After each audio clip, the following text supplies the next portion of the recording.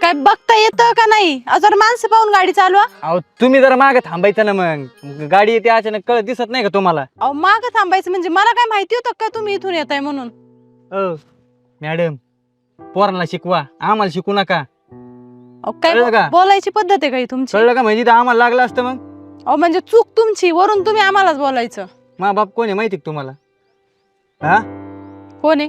कोण आहे म्हणजे? अहो तुम्ही ज्या गावात शिकताय ना, ज्या गावात शिकवताय ना, त्या गावाचा सरपंच आहे माझा बाप. आणि बोलताना जरा व्यवस्थित बोला, समोर कोण आहे काय आहे. अहो चूक कुणाची? बोलतोय कोण कुणाला? पटतय का तुम्हाला तरी? तेच म्हणलं मागाशी, पोरांना शिकवा लहान लहान, आम्हाला नाही. नाही तर बदली होईन इथून.